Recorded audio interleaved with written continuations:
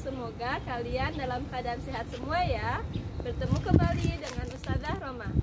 Hari ini kita akan belajar bersama. Silahkan disimak dengan baik.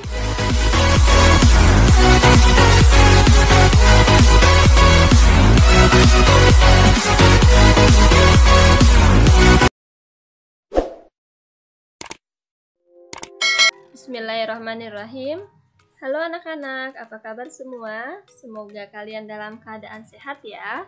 Bertemu kembali dengan Ustazah Roma dalam pelajaran PJOK, Pendidikan Jasmani, Olahraga, dan Kesehatan. Sebelum memulai pelajaran, agar dimudahkan, mari kita berdoa terlebih dahulu. Berdoa dimulai.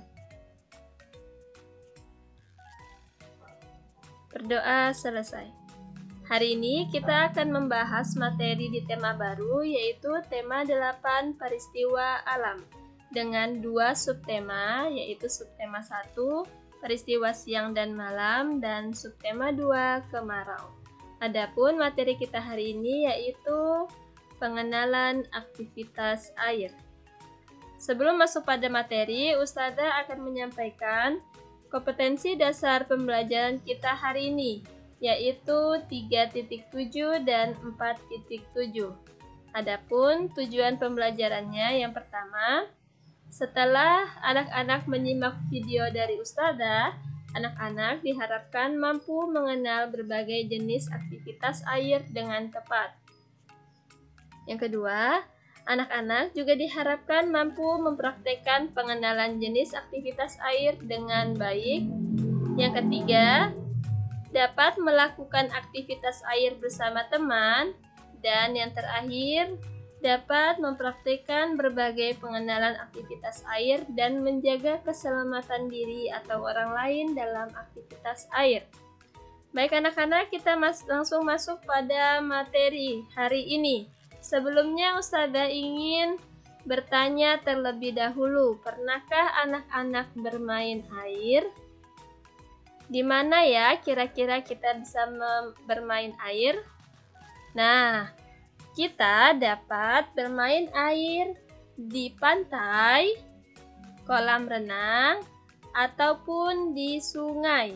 Nah, bermain air di pantai, kolam renang, atau sungai ini sangat menyenangkan ya anak-anak, apalagi kita bermainnya bersama keluarga atau bersama teman-teman. Nah, hari ini kita akan belajar apa saja aktivitas yang dapat kita mainkan saat bermain air. Yaitu yang pertama, berlatih berdiri di dalam air. Nah, karena anak-anak masih kecil, kita harus mencari kolam yang dangkal terlebih dahulu. Jangan kolam yang dalam ya. Cara yang pertama yaitu carilah kolam yang dangkal, yang sekiranya anak-anak dapat berdiri di dalam kolam tersebut. Batas kolam yang dapat kita gunakan yaitu setinggi pinggang.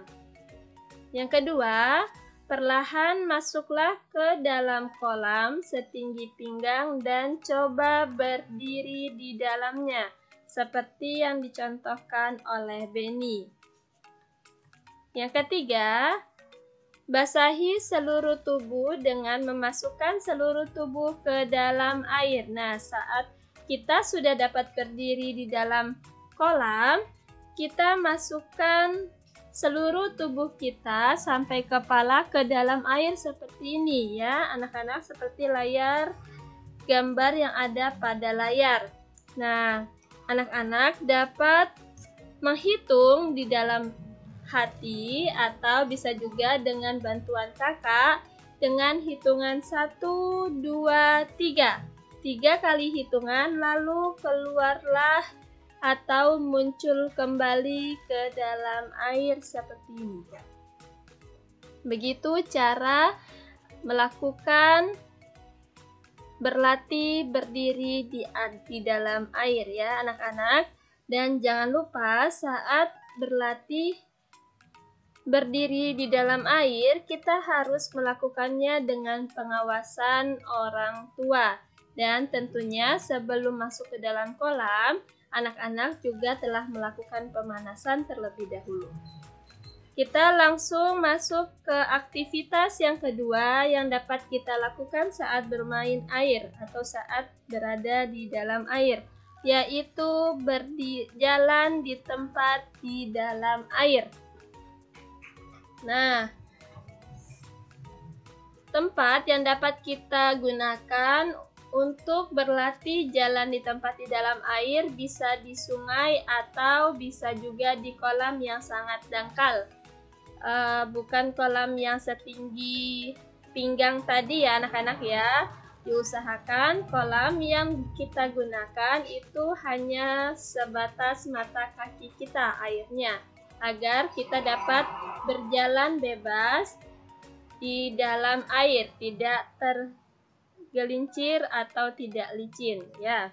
Bagaimana cara melakukan jalan di tempat di dalam air? Yang pertama, carilah kolam yang dangkal.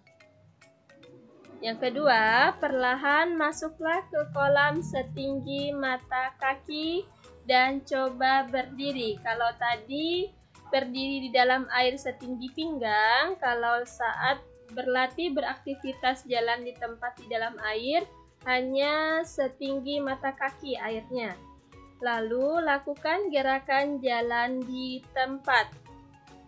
Seperti ini ya anak-anak. Nah, berjalan di tempat ini dapat kita lakukan juga agar lebih menyenangkan, bisa bersama teman atau kakak ya. Karena aktivitas ini sangat menyenangkan, apalagi saat melakukannya bersama-sama. Lalu aktivitas yang ketiga yang dapat kita lakukan saat bermain air yaitu bermain oper bola di dalam air. Bagaimana cara melakukannya? Yang pertama, lakukan gerakan jongkok di dalam air seperti yang telah dicontohkan oleh Beni, Udin, dan Edo.